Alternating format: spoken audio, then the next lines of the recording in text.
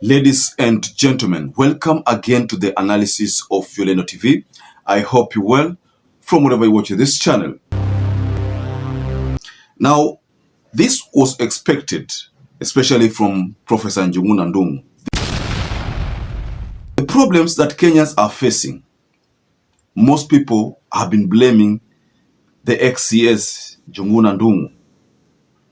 So Ndungu, realizing that that is the case, saw to it that at least he should do something to vindicate himself from all the blames. Mind you, all people have been blaming the Treasury, especially Ndungu, for the messes when it comes to the high taxations on Kenya, the escalating taxes. So Ndungu, realizing that that is the case, decided to say that, no, that's not going to be the case. I must vindicate myself. I must clear my name. Someone else must shoulder the blames.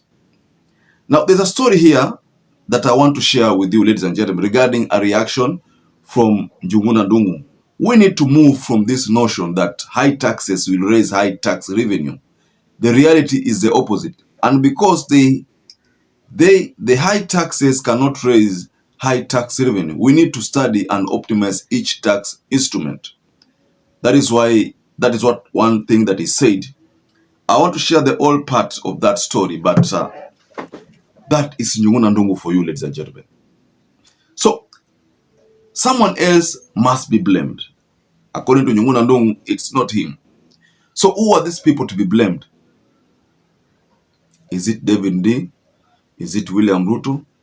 Is it the pro-IMF guys in the Treasury? Who are to be blamed? Now, before we get to that level, please like this video. So important if you like this video. I'm so grateful for everyone who has been liking our videos. I don't take that for granted. Subscribe to our channel if you've not subscribed before. And to existing subscribers, thank you so much for your support. This story from Professor Ndungu saying that we need to move from this notion that high taxes will raise high tax revenue. From this notion that high tax rates will raise high tax revenue. The reality is the opposite. I don't want to mention who drives us there, but there are so many colleagues here to tell you exactly what we need to do. Someone sometimes ago said that you cannot tax people to prosperity. No. That is a statement that came from one person. But the only problem is that those kind of statements, however meaningful they sounded, could not be taken seriously because they didn't come from UDA, or rather Kenya Kwanza. Because they came from the opposing faction, now they were not going to be heeded.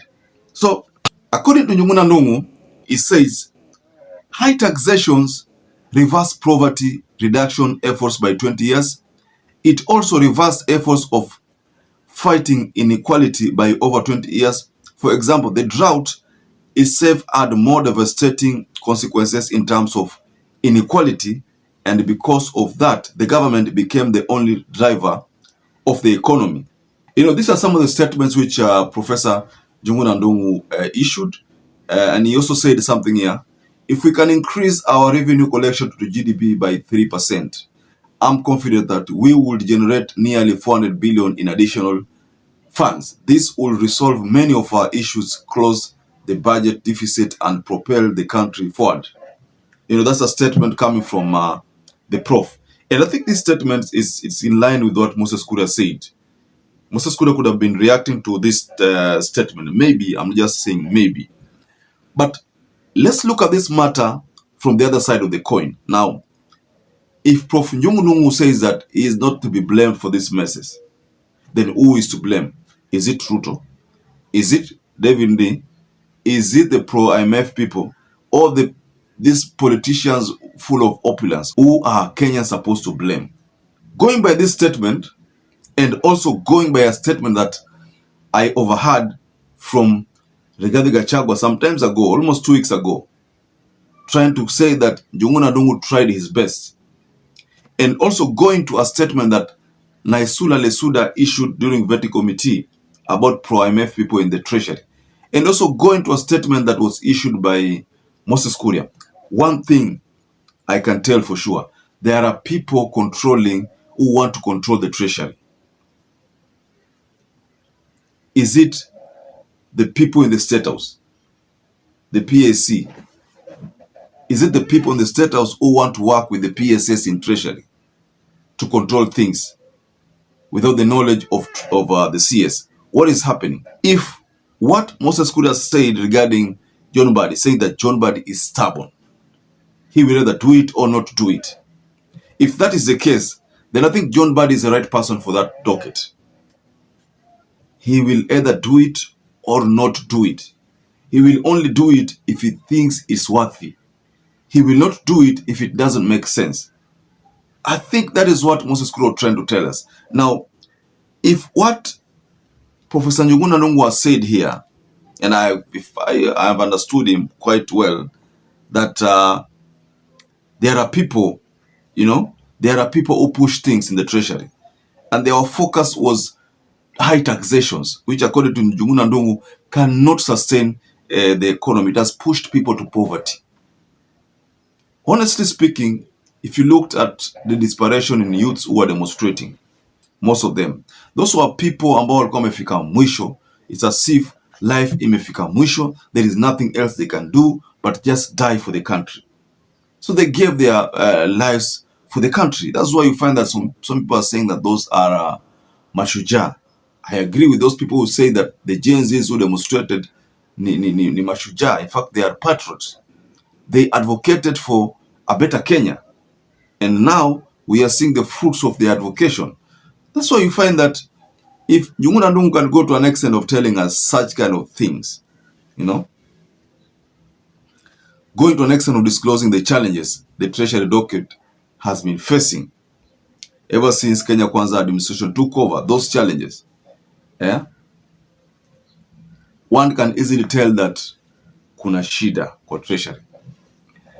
Someone, a pro-UDA kind of person, wanted to apportion blames to Uhuru.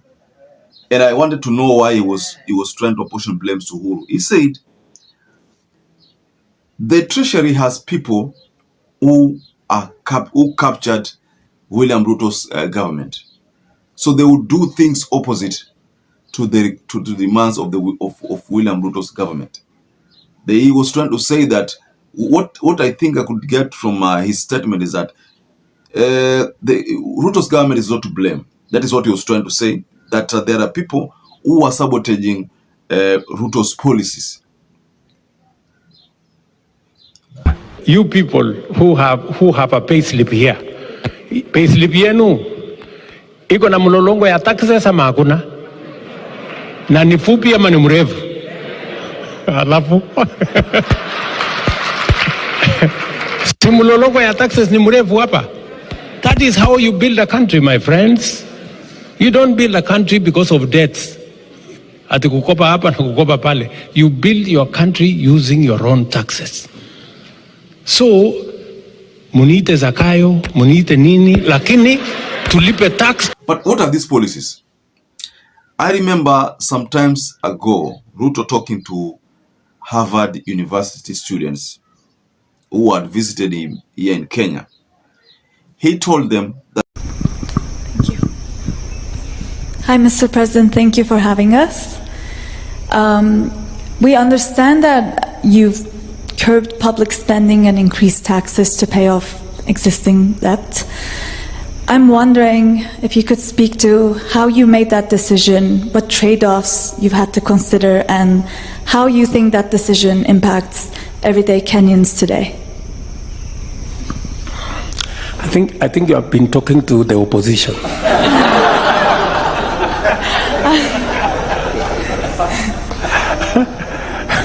Because they are the ones who are driving this narrative that I have increased all the taxes.